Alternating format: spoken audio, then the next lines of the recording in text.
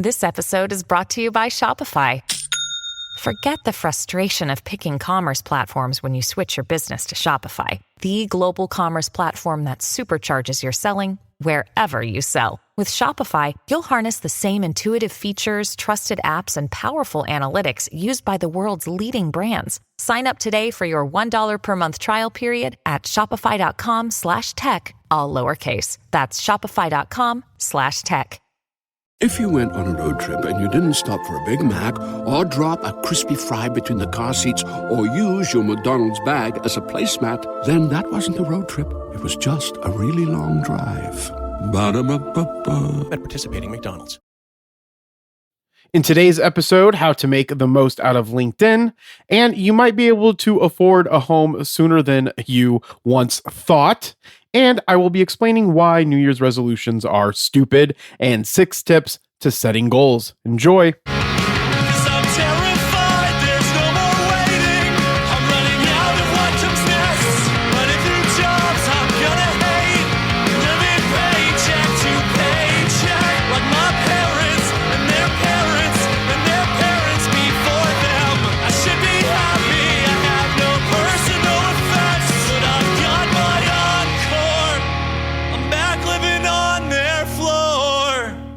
Welcome to the Age of Jeremy. My name is Jeremy Quintanilla. I am the CEO of Age of Radio, the co-founder of Age of Radio, the CFO of 3T Warrior Academy, and the co-founder of 3T Warrior Academy. So go check out our YouTube channel or go check out our website at 3twarrioracademy.com. You can also find us on YouTube at 3T Warrior Academy by just typing that bad boy in. And you can also check out our Behind the Lens 3T channel, 3T Behind the Lens. And for Age of Radio, just check it out at ageofradio.com. If you are new to this channel, this is all of the trials and tribulations and journeys and fun times and things that I learn throughout my life as I build businesses and create generational wealth. So sometimes it might be about business. Sometimes it'll just be about, well, whatever I want to talk about because it's my name that's on the podcast. So that being said, I would also like you to check out ageofjeremy.com. I've been revamping the website. I've been learning HTML, CSS, and JavaScript for that and for a special project that I'm working with for Age of Radio. And if you want to be more involved with the community or the Age of Radio community, you can go to Facebook, type in Addicted to Podcasting, and join our Addicted to Podcasting Facebook group. You can also, on the ageofjeremy.com website, check out my latest blog. I forgot to mention that before I started talking about the Addicted to Podcasting Facebook group. So, that being said, there's all kinds of great stuff that I have going on, so make sure to follow me across the social media sphere. You can check me out at Age of Jeremy, wherever you get your social media, except for on Twitter, it is Age of Jeremy Q. And one of the things that I've been talking a lot about on social media, and I have been posting much more on LinkedIn, is LinkedIn. And so I wanted to talk a little bit about why I feel that LinkedIn is going to be a really great place to be in 2023. Well, one, I came across an Economist article that I'm going to read some stuff from. But before I do that and talk a little bit about what the Economist thinks of how you can make the most out of LinkedIn, the fact that there is an article about LinkedIn is very important. And they've mentioned something in here. It mentions a little bit about social media and career development typically don't mix, and doom scrolling. Elon Musk tweets are getting sucked into the latest TikTok craze, and they do not exactly enhance your work prospects. Okay, so that's an excerpt from this Economist piece, and the reason why I bring that up is because I think that if you're on Twitter, you're getting sucked into usually a bunch of shit, right? And then depending on your ability to not get into arguing about stuff on Twitter, right? There can be a negative experience on Twitter. TikToks is like videos and fun and all this stuff. Instagram is a mixture of everything, really, but there is no nice place to have good conversations. And I think that one of those places that you can have those conversations on LinkedIn.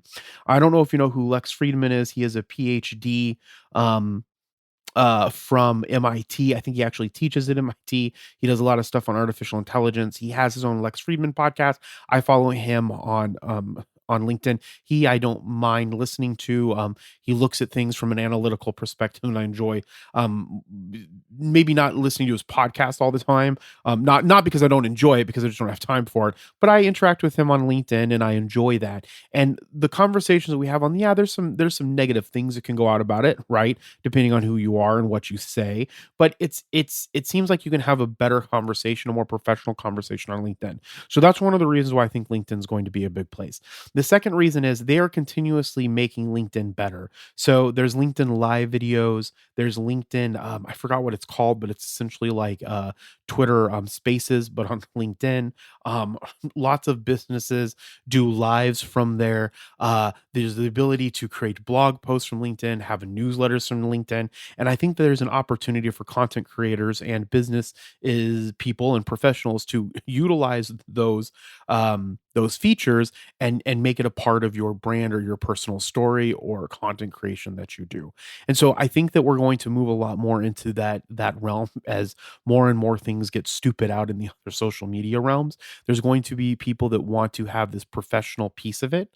And I think that Microsoft is doing a really good job creating that. There's also like LinkedIn Learning that you can go and learn like skills. And if you have Microsoft Teams or Microsoft Viva, you can move like you can have that LinkedIn Learning integrated in your Microsoft Teams. So I think that we're going into this new realm of how we learn and how we integrate and how we educate. And I think that it's going to be a really big year for professional development and professional social media. And if you don't know, LinkedIn was founded in 2003 in Silicon Valley as a platform for professional networking. It was purchased in 2016 by Microsoft for $26 billion. That is right, 26 billion. It has become a fixture of corporate cyberspace with more than 800 million registered users worldwide. Its 771 million American members outnumber the country's labor force. High school students are creating profiles to include with their college applications. So that's another piece where we're going to see it get bigger. And the chances are you probably have one is very, very high if you have a professional, I guess like if you're trying to establish yourself in the professional space, you probably have LinkedIn. If you don't, you should get one. And you can definitely follow me on LinkedIn at Age of Jeremy. And I'm trying to integrate way more stuff into LinkedIn because that is a big part of my social media strategy and plan for the future. Because I plan to do this forever. I don't know if that's really going to happen, but that's what I plan on doing for right now. So for those of you who have yet to link up with LinkedIn, the first and critical step is fashioning your profile. So if you don't have a LinkedIn, it's a really good time to go and do it. So first you want to choose a good photo. You want to think something that's visionary. A visionary resolve means empathetic authenticity. Next, you want to list your educational and professional history. Remember, you don't want to go too trivial, right? We want to select something that's very professional and that's meaningful and that someone else would want to know. So make sure that it illustrates that you are a winner from a tender age. So you don't want to go down to kindergarten, but you want to, do the things that have been a part of your educational and professional history from when it actually started to really matter, which I would say somewhere around, say, high school. So armed with your profile, you can't get down to business and begin creating your network until you have around 500 or more connections in your profile. Okay, so I think I have like 300 or so connections. I converted mine over to creator profile, which is where people can like and subscribe to you. So I have about 400 and something, followers now on LinkedIn, and it's been growing really real, especially when I can get the video to work. I will say this, one thing that I am disappointed is in the video. The video does not work very well from my phone. Maybe it's my phone, maybe I don't know what I'm doing. One of those two things, but I will just give you that as a caveat, okay? So one of the things that you want to use LinkedIn for is you want to kind of utilize it the way that we have thought of how we should use, say, Facebook, right? When we want to connect with a person that is a distant relative. So let's say you have a cousin that's a distant relative, you never reach out to them on Facebook, but they had mentioned that, your mom or someone mentioned that, oh, you should connect with this cousin of yours because they work at, like, in the example they give in The Economist, Bain Capital in Boston. But it could be anywhere. You want to reconnect with those people inside of LinkedIn and build that relationship that way because it creates a very good reconnection point and a network starting point because friends and family are the ones that are most likely going to help you along your career. So even if you recall only like the first name of the person that you're thinking about and the company that he works for, what's really cool about this is LinkedIn's algorithm should be able to let you track him down with relative ease. Now, if you're and this is an example from the Economist article, and there's going to be a link to that article in the description below, but let's say you're an analyst at Goldman Sachs or Goldman Sachs. Connect with every analyst in JP Morgan, Chase, Morgan Stanley, and UBS. Don't worry, they are thinking the same thing, so they are likely to oblige. While you are at it, you might as well approach everyone with a pulse at Goldman too. If a higher up, best of all, the CEO happens to accept, you have struck gold. That's the boss's existing connections will treat you as more of an equal. Those desperate to get 1 degree of separation closer to the top dog will come begging, and your network will explode.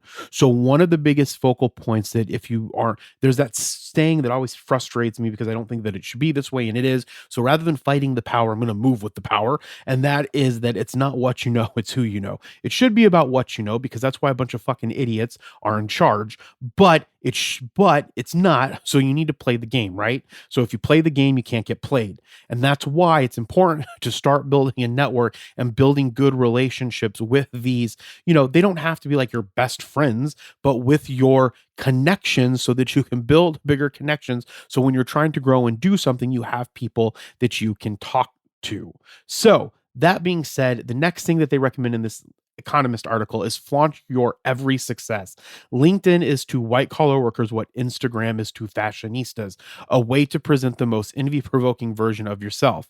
Okay. So if you have something that's going on, or you're at an event, or you won an award, or you achieved something, no matter what it is, make sure that you are celebrating it on your LinkedIn. One of my posts that got, and not like a million, like tons and tons of comments, but for the amount of things that weren't getting comments before and likes, when I put on there that I was happy, or that I was able to create my first blog post using my own HTML and CSS, that got more likes and more engagement than most of my other posts where I was just saying whatever the hell was on my mind. And so, or when I say, hey, I dropped a new podcast, this one is really good, or I'm, getting to do a interview with someone that's famous. I haven't done that yet, but let's say I did. Those things more than likely will get more engagement. It doesn't mean that you have to go and keep getting like certificates and all this stuff. No, but you need to flaunt the successful things that you're doing in life and what you're doing and post them on LinkedIn, because those are the things that LinkedIn likes to see.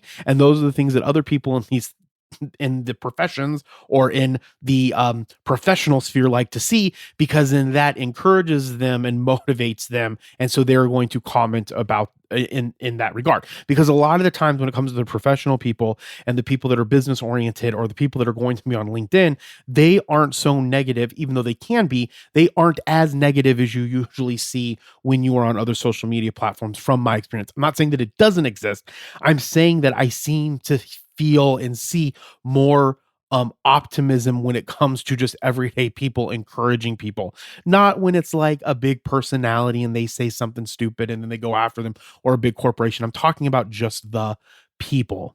Now, if you want everyone to know that you were a speaker at a big event, a regulatory forum, attach photos of yourself on the podium, and then own it. So that's kind of what I'm talking about. Not like you got a new degree or you got this new certificate, but if you like, I'm going to be doing more stuff with the Glendale Chambers of Commerce this year. When I'm doing those things, I'm going to be, hey, can you get a picture of us doing this, or a picture with me with this person? Because then I can put it on social media, specifically on LinkedIn. And that's how LinkedIn actually grows, because it's a professional bragging place. Okay. So again, if you don't want to get played, play the game. Okay. Play the game so you don't get played. And just like any other social media platform, the more that you go and interact with the platform, the better it will be, because you get to meet new people and they network and you can connect with them and build relationships. There is a book that I had to read in college. I recommend that you read it. It's called Never Eat Alone. I don't know if it's been updated. It came out like when I started ASU. It had been out for a while, so this had to have been 2006, 2007. And I think the book maybe came out in the maybe 2005-ish time. I don't know. I don't know if it's really been updated since then, but it's a fantastic book about the way in which marketing and networking is the most important part to growing a business. And I recommend that you read that, because it is super, super important to realize that it is who you know, not what you know, which may be difficult for a lot of people. But again, go set up your LinkedIn account, take some of the advice that I put in this conversation, go look at this article of The Economist that tells you a little bit more of what to do, have fun with it, enjoy it. Don't just do it because I'm telling you, do it because you want to do it and get enjoyment out of it. All right, on to this Business Week article. This is great and horrifying news. U.S. home sales dropped by a record 35% in November. The drop is the biggest since online brokerage Redfin started collecting data in 2012. U.S. home sales plummeted at a record rate in November as high mortgage rates crippled demand. Purchases dropped 35% year over year, according to a recent report from Redfin, marking the largest decline since the real estate brokerage started collecting data in 2012. A separate report found sales that have previously owned homes fell for a 10th straight month in November, the longest string of declines dating back to 1999.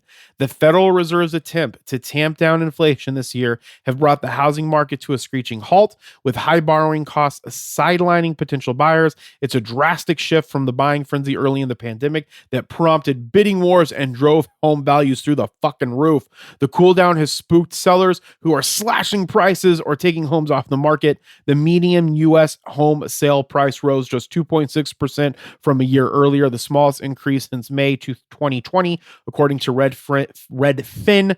News listings also fell 28. New listings also fell 28% year over year, the largest drop on record aside from April 2020. But there are some signs of a relief, with mortgage rates recently falling for the sixth straight week. Fewer home purchase agreements were canceled in November, and mortgage rates are expected to continue their downward trend in 2023, the Redfin support said. I don't know if I necessarily believe that, because we have to get this inflation under control, and one of the best ways to do that is increase interest rates. So my prediction is that they may be right, they may be wrong. I think that interest rates are going to continue to rise, but what I would recommend to you is that if you do not have a home and you want to purchase a home, this would be a time to figure out a good plan to get more jobs if you can. That might be difficult in a recession. Start a side hustle, start a business while you're working your 40 hours a week. If your wife has a job, figure out how to pay out debt, save.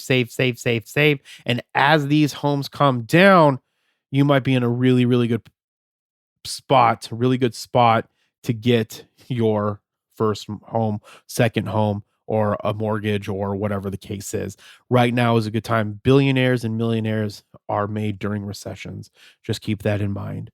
All right, we'll be right back after these messages. This episode is brought to you by the new true crime docuseries American Nightmare, only on Netflix. In 2015, the Vallejo, California Police Department received a strange phone call about a kidnapping. But when the truth is stranger than fiction, you won't know who to trust or what is real. A fast-paced true crime thriller with cliffhangers at every turn. Watch American Nightmare now, only on Netflix. The last thing you want to hear when you need your auto insurance most is, "Thank you for calling. Please listen to your list of 46 possible service options." which is why when you choose USAA Auto Insurance, you'll get great service that is easy and reliable. 24/7 online service for claims, access to roadside assistance, and more. All at the touch of a button. Start getting the service you deserve. Get a quote today. Ability to receive a quote depends on membership eligibility. Membership eligibility and product restrictions apply and are subject to change. USAA means United Services Automobile Association and its affiliate, San Antonio, Texas. All right, we are back. Hopefully you heard some advertisements. I always feel weird saying, I never know what to say when I go into ads because I'm not reading them and I need a spot. And like, this is a pre-recorded thing. So I usually just say, we'll be right back. And then hopefully the ads are playing because I put them in afterwards. That's what's great about the software that we use from Megaphone by Spotify until we make our own software to compete with them. But for right now, that's not the case. So we're using them and we've used them for a long time. I'm a big fan of Megaphone, not a huge fan of Spotify, but whatever. I'm not part of Spotify. I pay them to use their product, so I can say whatever the fuck I want. All right. So that being said, I want to talk a little bit about New Year's resolutions. So why do I want to talk about New Year's resolutions? Well, this should be January 3rd when you're listening to this bad boy. I'm recording it on January 2nd. I need to do better at recording these over the weekend or the previous week. But hey, little by little, it's progression, not perfection, baby. Progression, not perfection. So that being said, I don't know why I said baby. That being said, I want to say the New Year's resolutions are fucking stupid. And here is why. Not the goal setting and the resolution part that's stupid. It's that we have created an arbitrary time of when we hold off making a difference in our lives for the better. A goal or a resolution should be done whenever you come to the decision that that thing needs to happen. And I think that this is one of the biggest reasons why people fail is because me and my mother were eating today. We went out to lunch and she said, "Hey, did you make any New Year's resolutions?" I said, "No." Most of my goals, when I reset them or if I add anything to them, it's either when I figure out that I need to add it or I relook at when my birth year is. So I was born in October. I relook in October and I say, "Hey, what did I do with this? Oh, that didn't go really good. I need to be more accountable on this year, my birth year, right?" And then I add anything that I need to do, or then I add the stuff that I've been adding in throughout the year because goal setting should be a regular part of your life. It shouldn't be this arbitrary part of life when you just decide that you need to make a change. Because one of the things is you could realize that you need to make the change and say October and say, "Oh, I'm going to make it a resolution." Well, the biggest one is health, right? So if you want to get better at something in your health, just start today. Just start tomorrow. It doesn't have to be a weird plan. Just say, "Hey, I know that I can make this time. I'm going to make the time right now. I'm going to do it." Now, I get that there's lots of stuff that happens in people's lives and it's very difficult. I am not saying that it's not difficult. What I am saying is that do not make excuses. Find ways to make things happen. And again, I'm fortunate because I don't have any children. I just take my niece to school and occasionally pick her up from school, and she kind of takes care of herself the rest of the time. Other people have little babies and children. I get it. It's a lot more it's more more difficult. It is very stressful. I get that. But when you have communication with another person, or if there's lots of places like EOS, they have a place where you can drop your baby off. If you are comfortable with those things, there are lots of options when it comes to the health resolution. And because of that, there's lots of options for the other types of resolutions that go on. I had when I was in graduate school, one of the girls, she communicated with us. She told us up front, this is what was so miraculous and spectacular about being open and honest with people, is she told us that she had her job. She couldn't meet until like these times of the day because she had her kids, and this was the time that she was able to make happen so that she could study and do these types of things. And we said, okay, we understood that because we were all working adults and doing shit with our lives. If you have open communication with people, you will be surprised at how willingly people are able to help you. And I know a bunch of you out there are probably like, making excuses, and it's hard. I'm not going to say it's not hard, but just try to look at it and find the solution. But again, there's lots of other different types of things besides the goals that I mentioned, like with health. But my point is that when we set this arbitrary date, or we say on Monday I'm going to do it, or on Tuesday I'm going to start that, or on Wednesday we start that, that's how we just push things off. Wherever you are thinking that you need to change in your life right now, that you've known, start doing that thing tomorrow. If it's meditating, if it's praying, if it's going to church, you might have to wait till Wednesday or Sunday, depending on how often your church goes. If it's going back to mass, if it's learning a new game, if it is spending time with your kids more, if it's saying no to your boss, do that tomorrow. If you just do it and get out of the way and have the conversation and start the activity, it will start to get better and better. And there's things that you can do that can help with this. And this comes from a blog post that I wrote on my ageofjeremy.com website. So go to ageofjeremy.com if you want to read the whole thing. But these were some of the bullet points that I wrote it, that I talked about with the on the blog. And so identify what you want to achieve. That makes perfect sense, right?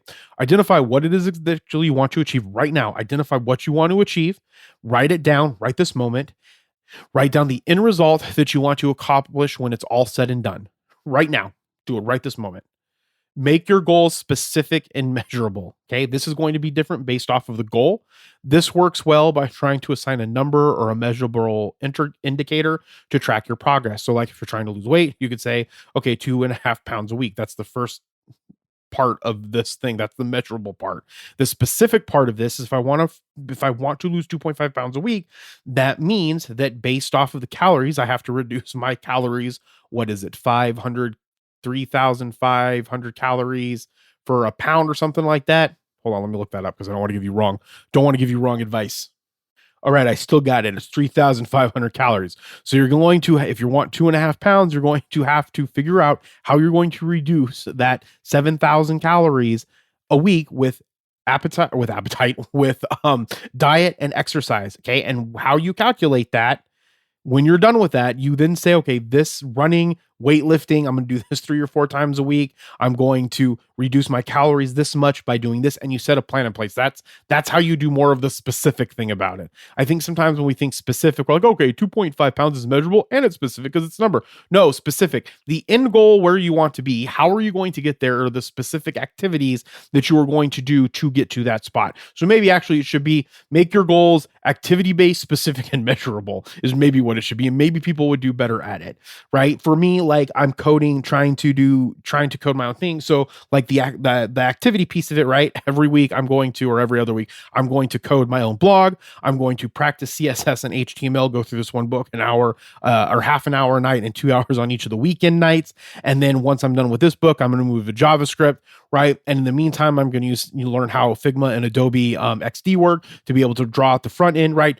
So I'm specifically doing all these things to get to a point where by a specific date, I have at least the front end concept and most of the code drawn out of how I want my app to be for this special project that I'm working on. Okay.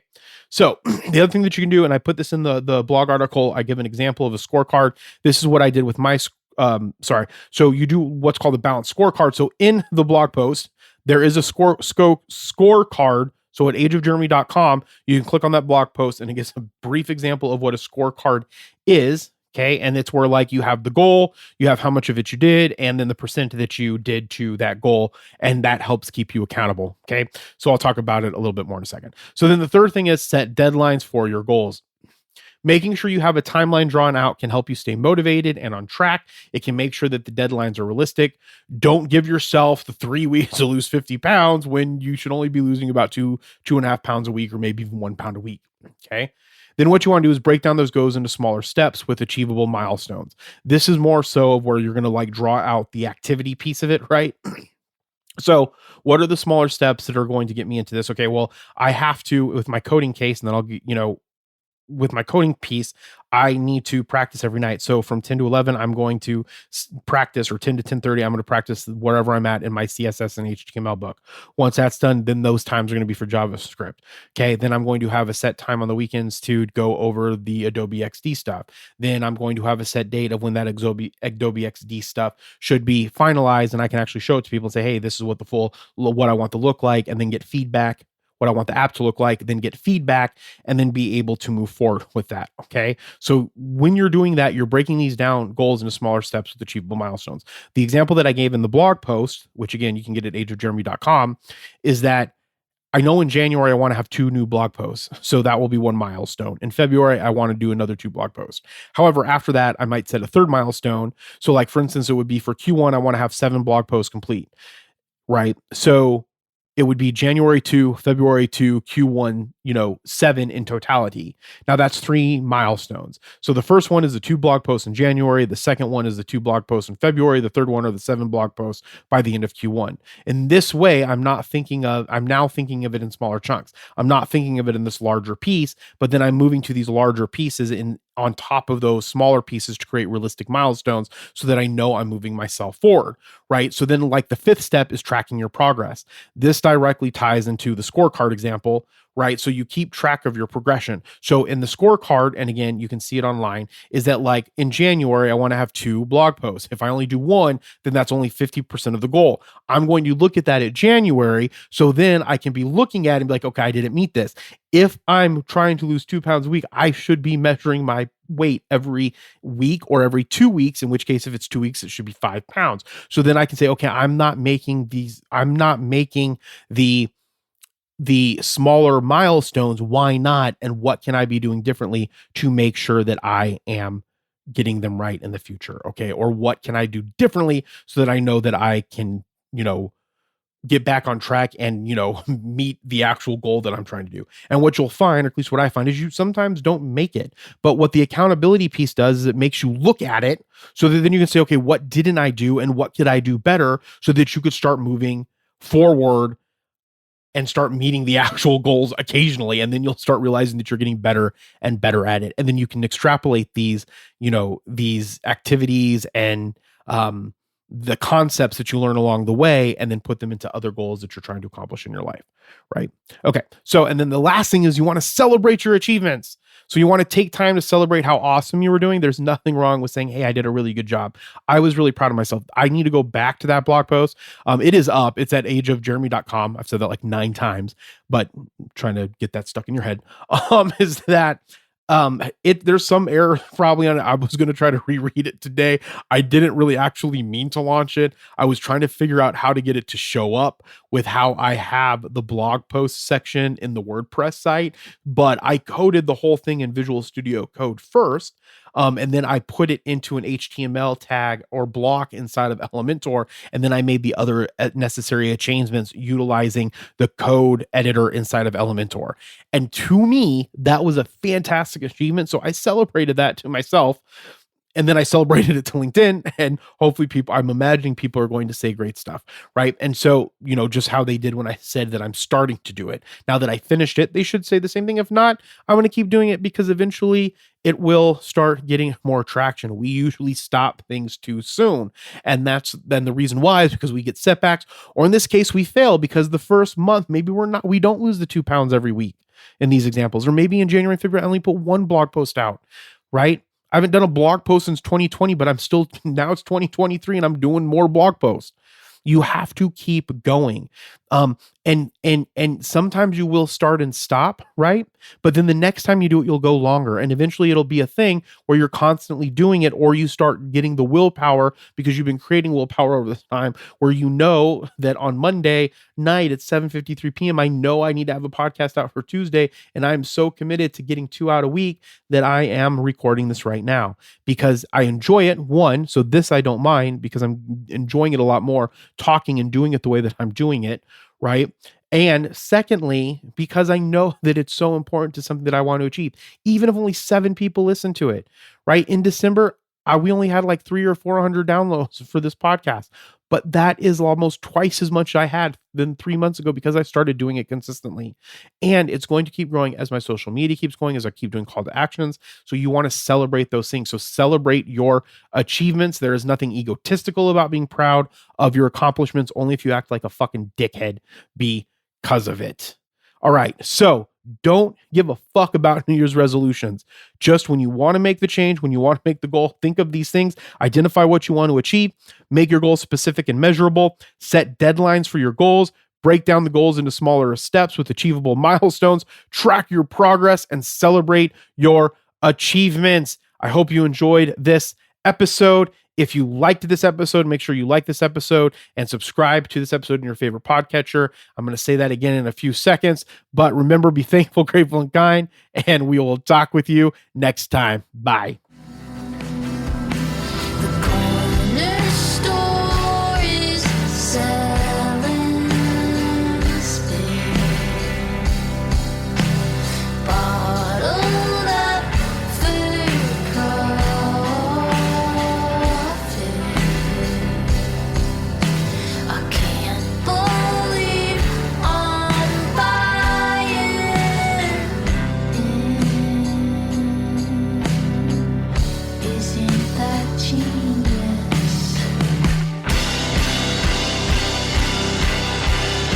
Thank you so much for listening to this episode of The Age of Jeremy. Once again, make sure that you like and subscribe to this podcast if you enjoy it. If your podcatcher allows you to, please leave a 5-star review or leave a 1-star review. Just leave a review. I really, really appreciate it so I know how I'm doing and what I can do better. And it also helps get the show out in front of more and more people. So I would greatly, greatly appreciate that. The opening song is Brave Faces Everyone by Spanish Love Songs. The closing song is Illuminati Hotties Threatening Each Other Capitalism. I use Neumann microphones. I record on a Zoom L8 to Cubase software. Remember, be thankful, grateful, and kind, and we'll talk with you next time. Bye.